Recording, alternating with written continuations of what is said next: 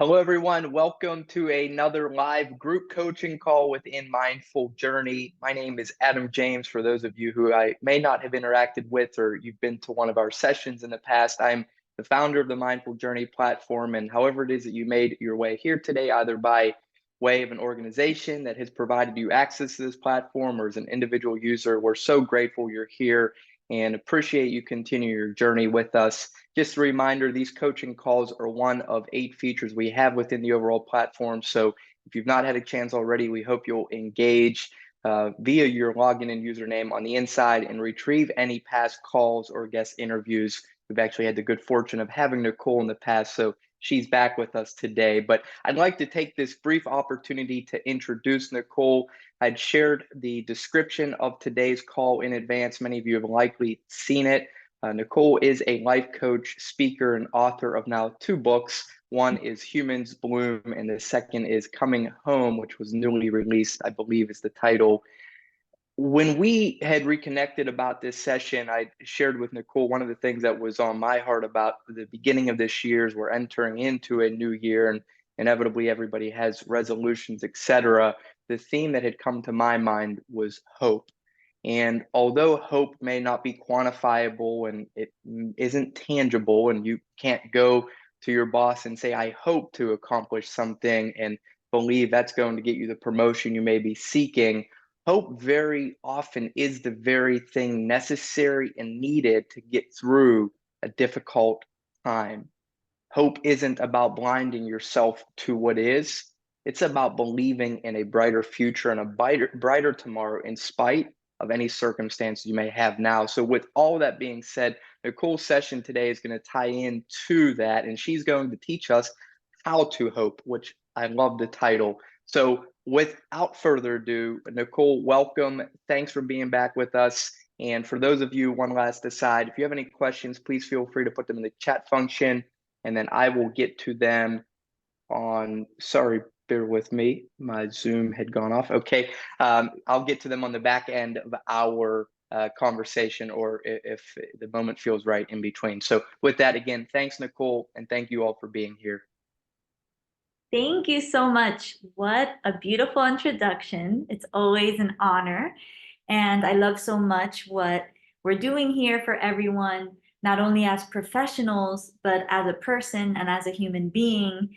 And truthfully, what I feel over time, I've realized is my passion and my purpose is really not just to give knowledge and give tools and give strategies, but to give wisdom, to give hope, to give enlightenment. As Adam said, these are things that may not be tangible, but it's the intangible, it's the unseen. That is when you truly step into the art of being human, because being human is an art. It's different for all of us. Our lives are so unique. What we may have going on is so unique.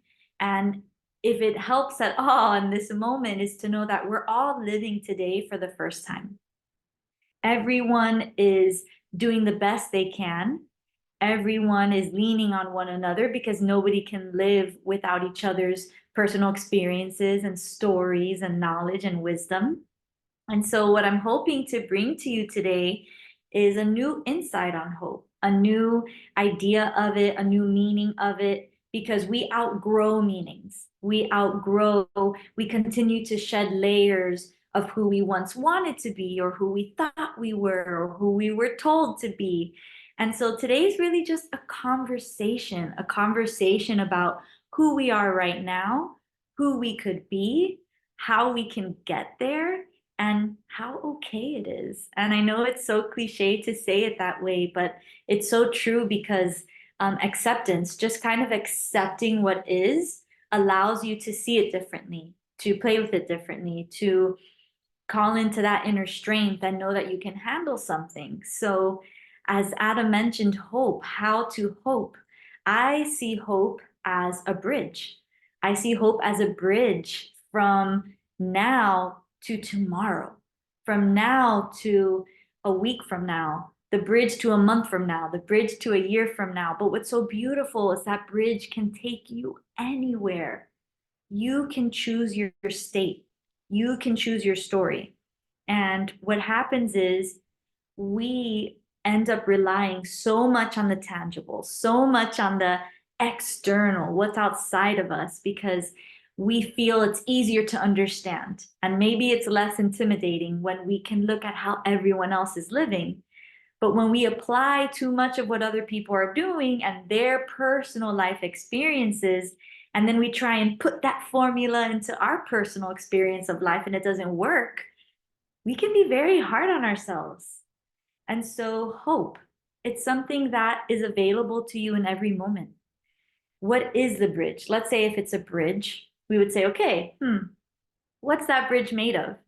And what I invite you to do on this call, in this conversation, I welcome you to think of this as entertainment for the soul.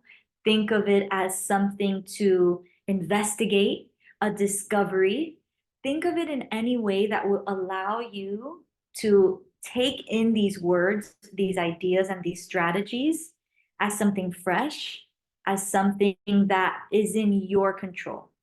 So let's play with the idea of hope being a bridge. And you can replace, interchange, use words that will give you an emotional charge. So let's say for me, I see hope as a bridge. Maybe you see it as a vehicle. Maybe you see it as any other thing. That's always okay. So for me, what is the actual bridge? And now metaphorically, I'm trying to put everything I'm feeling into my hands, something I can see and envision, so I can come at it from another angle, so that I can overcome it, so I can see the solutions, so I can broaden what my mind knows as possible. So bridge to me is a choice. It's our choices. I can choose to be hopeful or I can choose to be hopeless. It's a choice. And every day we make choices, but they become habitual. They become so common and we think those thoughts so frequently that we find it to be normal. But what may be normal to you is not natural. And that's why it keeps your energy low. That's why maybe it's not suiting to your growth and not suiting to your current situations. So even when we are in a dark place, in a heavy place, in a difficult place, the fact that you do not want to accept that, the fact that you know there's more, there's better, that's incredible. That means you know deep down to your soul that there's something missing here. So what would be missing? Hope. Because for us to have hope means we know there are possibilities. We know this too shall pass. We know this is not the end. Nothing is final. I don't know anything more certain than death and taxes. That's the only thing I know to be so certain in our lives right now, right? Because anything can change. Any story can change. And so, what happens with heaviness? Why does that bridge become so foggy? Fear. Fear is the fog on the bridge of hope. And so we say, well, if something seems so difficult, if something seems so heavy, if something seems so painful, I'm afraid that what's on the other side for me, maybe I'm not worthy of, maybe I won't reach it, maybe it's not meant for me. And so that fear can cause uncertainty. Who would cross a bridge that seems a little scary? I don't know about you, but I stay away from scary bridges. I like to know that my bridge is secure and I can get from one side to the other.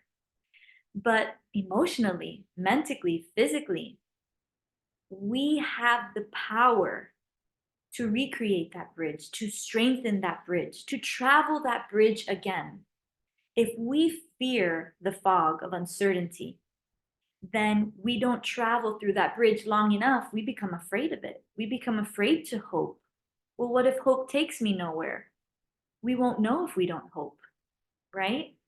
And so hope is a choice, and it's a choice you can make right now.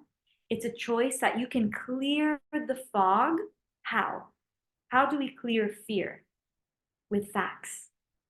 We clear fear with facts, with mentors, with growth, with communication, with learning, observing, investigation.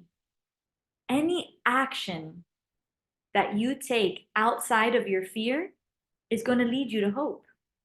But we get stuck and we become afraid. And the most important thing we can ever do is be unafraid, is to go into the fog and know that we're strong enough to know what's on the other side. The other side is a better me. The other side is a better life. That heaviness, I can let it go. I can put it down. What do I need to carry to get to the other side of that bridge? Everything else can wait. Everything else is taking up mental space. And what happens is our mind is so instinctual. It wants you to survive so much that difficulty you're going through that it will replay your pain. And that pain gets heavier and heavier and heavier. We feel it in our body. It blocks the heart, the soul. Imagine that your mind is the gateway. It's the first thing that goes past the eyes, right? The mind. Where is our heart? Right here. Where is our spiritual essence, let's say, right? Sometimes here, sometimes outside us, sometimes in everything else outside us. But the mind is the gate. And what happens is when we get scared of life, when we get scared of what's going on, we close that gate. And then we stop being able to reach that heart space. We stop being able to reach hope. We stop being able to reach faith.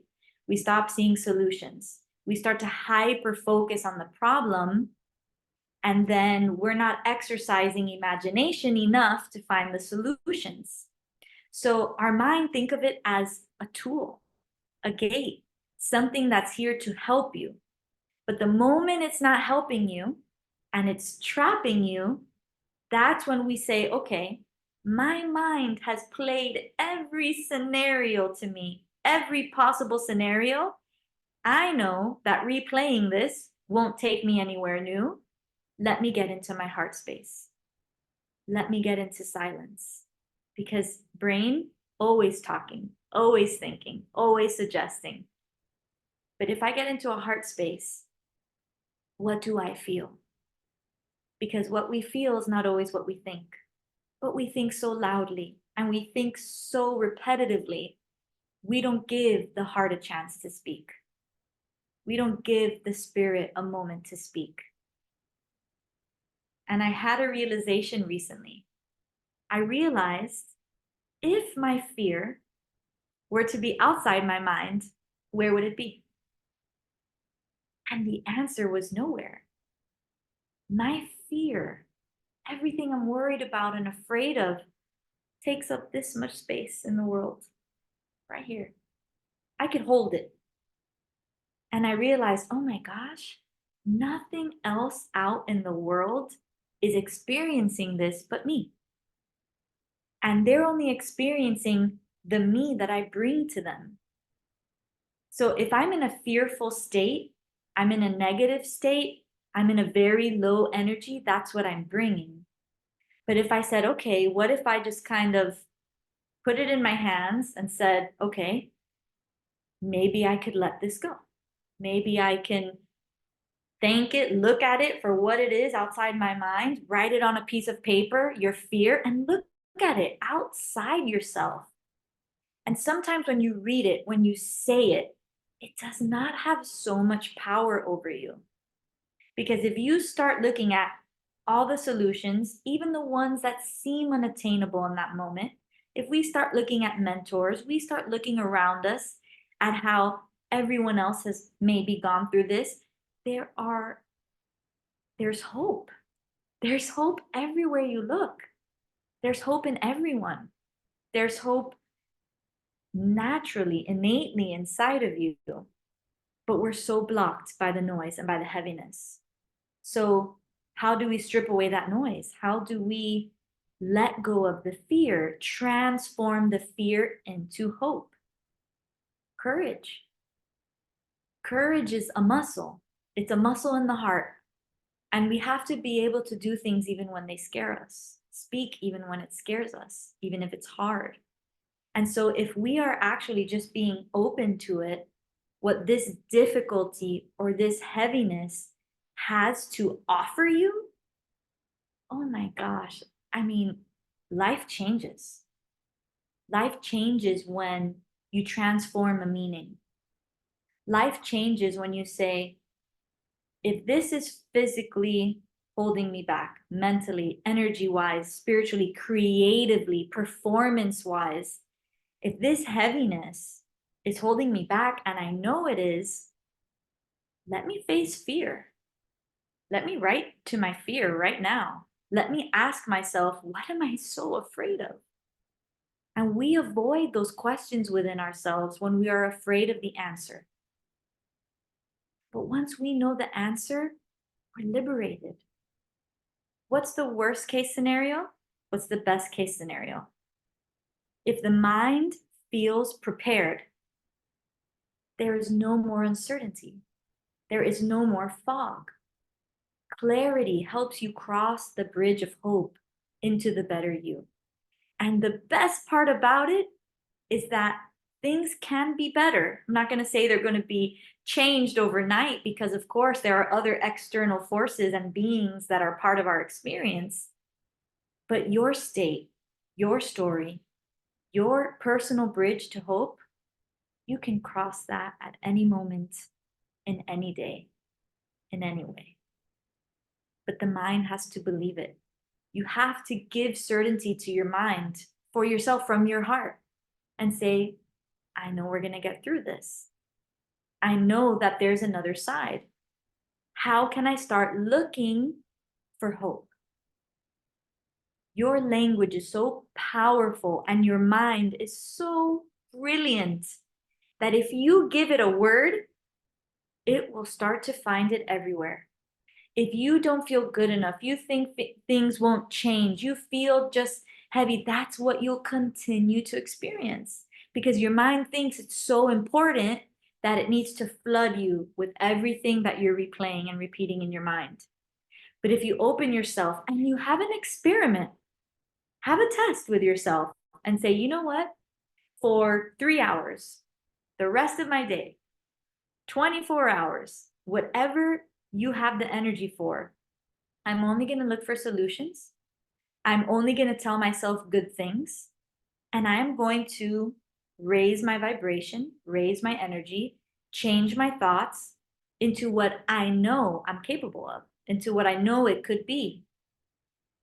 And the moment that you start walking that walk and talking that talk and inviting other possibilities into your mind, that is the first step to hope. That's the first step to change. Who you are is what you're experiencing in every situation. And you're experiencing who others are. And that's what life's about. Everything is an experience, the good, bad, and it makes you who you are. There are hidden messages, there's hidden beauty, there are hidden gifts in everything. And so that mind, it's a tool, it's a gateway. If it's not serving me, it's hurting me. How can I make that transformation? How can I be more hopeful? What can I absorb? What am I watching? What am I listening to? Who am I talking to? Am I staying on the other side of the bridge and talking about only fear, only problems, only negativity? Or am I looking for people who are maybe a bit more optimistic, people who might hold solutions, people who have been through this before? Investigate. So there's something that I would definitely like to mention for a moment, as pain is different than suffering. And I speak from personal experience and knowledge. And what I mean is pain is real. Pain is part of life. Every emotion you experience is valid. And that's what I think is hard when you're going through a difficult time and you don't really have someone who can see past the pain, who can see your potential, who can see your power. And so when we don't know what to do with pain, it turns into suffering because we replay it and we replay it and we live that pain 1,000 times because we think, well, maybe this time when I think of it, I'll know what to do. Or maybe this time something will come to me. But we attract, we're beings of creation. So pain is real, but suffering's a choice. If I realize that these thoughts and these repetitive behaviors don't make me feel good, don't connect me to what's outside of me, I should change them. So, how do we change that? How do we change the language in our minds, what we're thinking, what we're doing? Firstly, create a compelling future. What does the ideal you look like and sound like? And I don't mean in 10 years from now, I mean tomorrow, I mean today. If this is a hard situation I'm going through, and I just know I'm not being my best, I know I'm not fulfilling my potential, I know that I feel so low and heavy. What would be better for me? How could I go through this at my best? Because if you are doing your best in life, you're growing. When we don't take action, when we don't allow new possibilities to come into our mind, we're stuck. We become stuck. And that's when we begin to lose the sight of hope. So, incantations, that's how you start changing your mind. And I know we hear very much incantations, visualizations, affirmations, and sometimes people might consider that delusional. And I totally get it. Because if you've been in your mind and your mind says, I need to know A and B to get to C, there's no way we can jump from A to C. This is something that totally opens up your mindset, your possibilities, your state. Your mind is so powerful. And I know I've said it before, but it's true.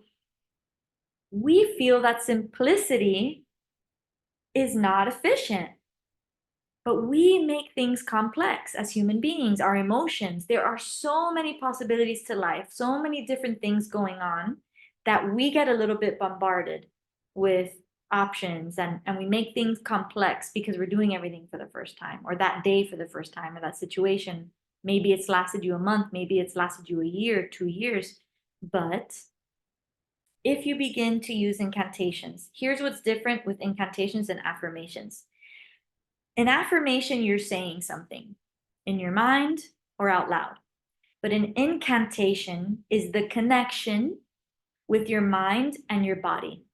Because where do we feel low energy in our body? Where do we hear negative thoughts in our mind? If we connect the two, we cannot grow or get out of a difficulty without being in some kind of alignment.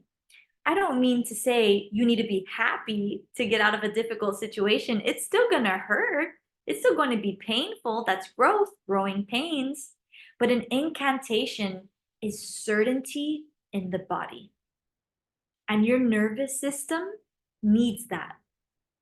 And so there's no way that I can be jumping up and down or dancing to a song, telling myself my full potential and still be sad at the same time. There's no way. There's only room for one or the other. I'm going to mentally give my space to who I know I could be. I'm going to physically, arms back, chin up, moving like everything's okay, standing straight. Our body also speaks to our mind. And so if you're in a low state and a low energy, your body's telling your mind something's wrong.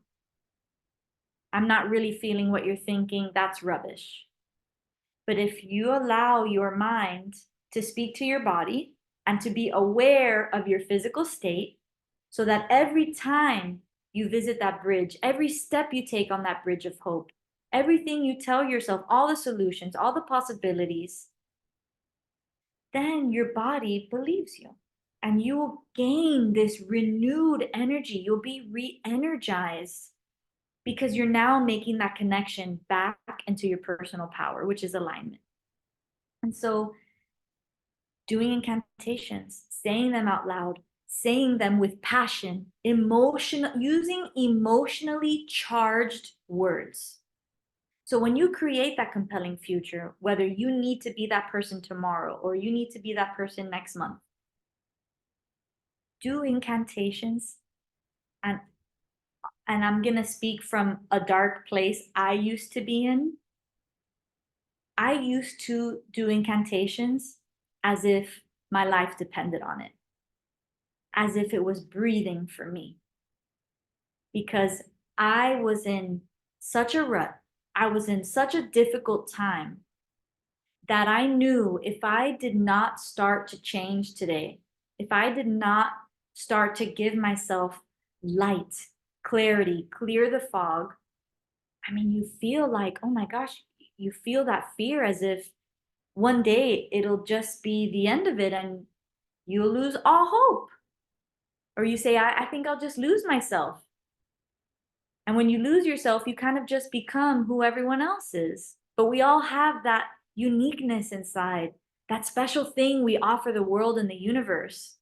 And that's why we're so hard on ourselves when we're in a difficult place and we're in the dark, because we know that's not who I'm meant to be, nor is it who I am. And that is a good thing. So, incantations, visualization is another one. Visualization is so incredible when you actually give it a chance. And I mean, I studied, you know, all the knowledge, the books, university, I was very connected and reliant on the tangible. But then I realized, okay, I got back on my feet, but where's the spark of life? Where's the juice of life? So we can be okay, we can handle our stuff, but why not thrive? Why not be ecstatic about life? So, visualizing who you want to be, where you need to be, visualizing what does life look like for you, but not 10 years from now. That's our mistake. When we visualize hope, when we visualize being confident, being courageous, things going our way, we have this tendency to believe there's no way things could change for me right now. So we envision a year from now, we envision 10 years from now, and then our mind is connecting to that imagination and saying, "Oh, well, nothing has to change now. That's later." So it doesn't really incantations and telling ourselves, "Yes, yes, yes," but if we don't visualize, play that next day out in your mind with what you look like now, with what you're wearing now. Visualize the present, who you are, who you wish to be, who you know you could be. Visualize that right now. And that's how you're connecting the spirit, because the human spirit is your willpower. It is your will. Your mind is your imagination, it's your creation. Your heart is connection. Your heart is emotion and feeling, is experiencing. But the spirit is the will. The spirit is the way. And when we're in low spirits, we may know what to do here and to do here, but how many can relate to, but there was no will. And if there's no will, there's no way. So elevating your mind, elevating your body, elevating that heart space, feeling, believing, seeing, that's going to take you to a new place every single day. And you're going to wake up one day, whether it's a week from now or a month from now, and you're going to say, oh my gosh, I've been having hope. This is hope. And suddenly everything is brighter. And suddenly you're stepping back into your potential, back into your power. Things are starting to change slowly. When you change your state, you change your story, you change your life. And it happens inside first. Those changes that happen internally, those are breakthroughs. And then transformations, that's when you have been living and owning and sticking to your breakthrough so much that everything around you starts to change. The way you're experiencing the world starts to change. That's when the transformation takes place. There are 7 steps that I'd like to share with you. And these are 7 steps that help you bring light into the darkness, help you clear the fog of fear, help you start walking across that bridge of hope. Journaling. Now, when I talk about journaling, I don't mean with a pink pen, and I don't mean with, you know, uh, I don't mean it to sound as something that is silly. Because I know if you're not experienced with journaling, you may not understand the hidden power in it, but there's something very powerful about seeing your thoughts outside of you. When you're writing and you're journaling, you have to slow down your thoughts to catch them all. So now you have the ability to see them and change them. You have the ability to rewire your brain through what you're writing constantly. And I mean constantly. If you can write in the beginning of your day before you do anything and at the end of your day, one to set the intention and one to reflect, you are now taking control back of your emotions, of your experiences, of your meanings. The second is exercise. The body releases so much tension and stress through exercise. When you're exercising, you are allowing your body, whether it's a walk, whether it's weight training, whether it's a class, whether it's pickleball, whatever it is, when you are exercising, your body is in flow. Stagnance creates some type of body, whether it's overwhelm or underwhelm. Our body needs movement.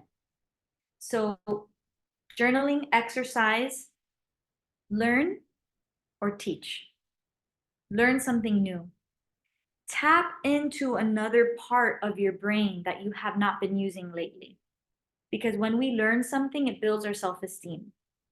And when we build enough self-esteem, we have self-trust again instead of self-sabotage. So learn something. And if there's nothing you feel that interests you enough to learn, be a mentor to someone.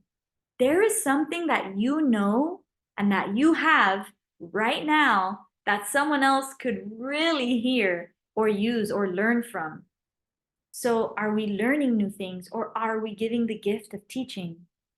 That's going to help you also bring in a little more light, a little more hope, get you further down that bridge of change and of a brighter future. Connection and community. Connection is so important. And I love so much that you have the community right now with Mindful Journey. Community is so important because we are a loving species. We are all about connection. We're all about the collective. We're all about exchange of energy. So community, connection, it's so important, whether it's one coffee a week with someone that thinks like you, that inspires you, that carries your same values, whether it's a community. And I don't mean just online, but I mean out in the world, at your coffee shop, at a bookstore, at a friend's house, at a family's house. Community.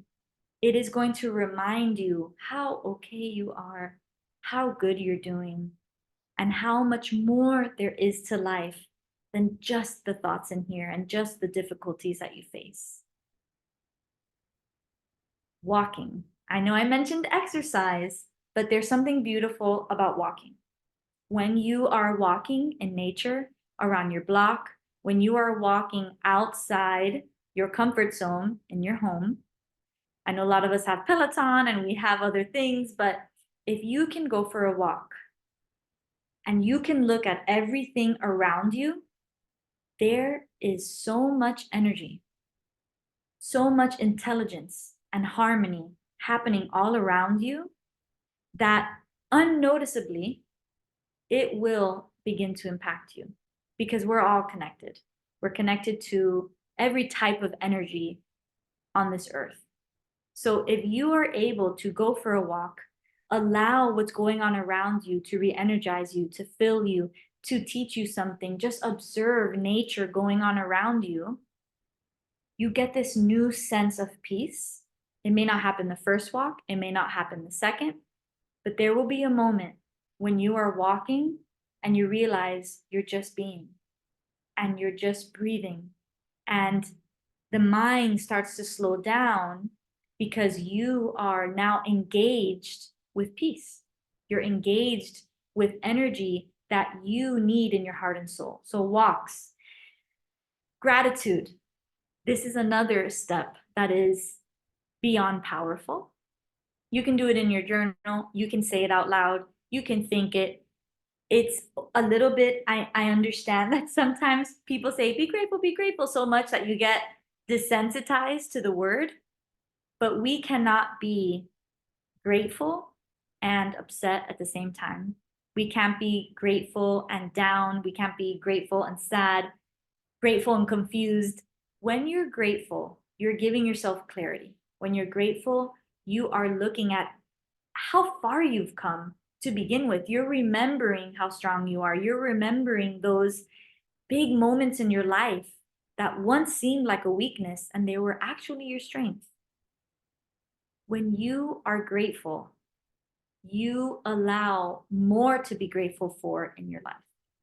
And the seventh step, I encourage you to add one because I know that there is something that speaks to you that only you know about that brings you back to yourself, whatever it may be, a hobby, a passion, an insight, a curiosity. These become your compass. When you feel lost, these daily practices, daily rituals, they become your guide and they're a personal guide. These 7 steps, journaling, exercising, learning, teaching, having a community, connecting, going for a walk, being grateful. I mean, this really brings you back to yourself. It's your reflection right in front of you. So if you become lost, when you are dark, when you might feel like you're in a disempowering state, these steps are something you can use to find yourself again, to remind yourself, because too easily we can get lost and wrapped up in the external world, everything going on outside of us, which is a bit of everyone else's world. So this keeps you aligned internally. This keeps the flow, the gates open of the mind to receive from life, to grow from it, to benefit from it, and to make sure that you are the most a part of it that you possibly could be. I will also like to leave you with your intention and your energy, your intentions for the day, your intentions for yourself. That's where all the incantations and visualization and everything is going to come from. Your intention is going to lead action. Your intention is going to allow you to pull yourself from the other side of the bridge. It's your reason to go across. We need a strong enough reason. We need, if sometimes we're so foggy, we can't find a reason for ourselves, there is someone or something bigger than ourselves that we can surely find a reason to hope for. Bring that beautiful energy that's just dormant inside you and ready to radiate. Serve and celebrate. Serve the people around you. That gets you out of your head, out of the repetition of suffering or of being in a difficult time, and celebrate. Celebrate the small wins. Celebrate that delicious cup of coffee that the barista made perfect for you today. Celebrate seeing someone doing a good deed. There is so much to celebrate, and we're so hard on ourselves, and we think that life has to be perfect to celebrate. There is something to celebrate in every moment of every day for yourself, for others, we feel what we focus on. Focus on the good, focus on the beautiful. Find mentors. The best and most affordable mentors are books, audiobooks, books. YouTube has so many people who are just starting to share all their knowledge and wisdom on their platforms. I wanted to, speaking of mentors and books, very quickly, I wanted to show you a few of mine who helped me to open the gate of my mind, who helped my mind to understand difficulty, to understand the fog on the bridge, to understand those blocks. One of them is The Obstacle is the Way by Ryan Holiday. Also by Ryan Holiday, who is a Stoic. He grows and continues to carry forward Stoicism in the world. Courage is Calling. Discipline is Destiny. And if right now you're just in a low state, I don't want to say low place because we're all in a place to grow and to be more. But you just need to feel right now. You say, you know, I hear you, strategies, steps, but I'm having trouble just feeling, imagining. You just need to feel something and you need to feel it now. Humans Bloom. This will help you to find yourself in everything around you with nothing changing. So I hope that this conversation brought you hope. I hope that this conversation is the beginning of blessings and breakthroughs and discoveries and triumphs for you because you're so capable. And I know that things are about to change for you. If you're here and you've stayed this long, it's because you're ready. And don't worry about knowing the how. Know that hope is here waiting for you and it's ready to take you to the other side. Nicole, awesome. I want to give you a round of applause, but no one else is going to hear it except the one person. That's the unfortunate truth about virtual arrangements. But wow, you were unbelievable as expected. I am so, so, so deeply grateful. You gave us so much wisdom. And for folks who are still here with us, sorry, we always promise we're going to be 30 minutes. We've obviously gone over. Everyone's welcome to jump whenever they'd like. But with that said, I'm probably not going to ask as many questions as maybe I did of you last time, but if I just love to, gosh, there's so much I want to pick from. One thing I want to narrow in on, you said the incantations, and I'm glad you shared that. For somebody who's listening today who's not familiar with what incantations are, could you help us understand what is an incantation and what was an example? I think you'd said that you were, and I love what you said, you were using them as though your life depended upon it, because I believe that we need to have that emotion and passion behind it when we're speaking them to self. So could you just give us a brief, 30-second overview of what they are and an example? Wonderful, thank you. So an incantation is a phrase that you say to yourself, a new truth, a new story, and you say it with your body. You choose a pose, you choose a stance, you choose something that empowers your body, and you say it with your body. Either you dance it or you throw your hands up and you say it loudly, you say it firmly, you say it with all of your body, heart, and soul. And that will begin to rearrange your nervous system and it will begin to stick. It will tell your brain that's the new most important thing. Beautiful. And then could you give us an example of maybe one you've spoken to yourself, like an I am statement or something comparable?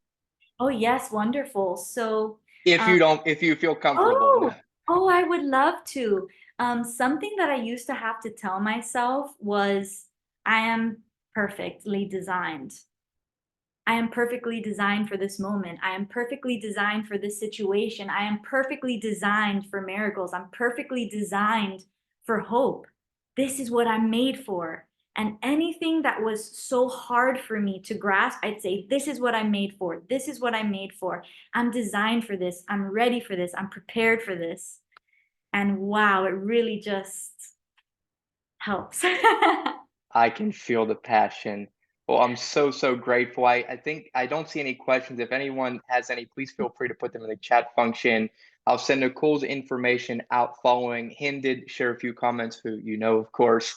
She mentioned, yes, community is so important for the soul and our existence. I don't see any questions in here. The other comment was, yes, the outdoors bring so much clarity versus just the workout indoors. And gratitude raises our vibrations so much. It only attracts wonderful moments and people. Thanks for those comments, Hind. And again, thank you, Nicole. For those of you, again, with us in closing, I would love to reiterate that Nicole previously facilitated a call inside Mindful Journey. You can retrieve that in the on-demand section when logged in. We have another guest coming next Tuesday, which that is an interview with a former manager of the Pittsburgh Pirates. That will be a back and forth conversation. Clint has a remarkable story.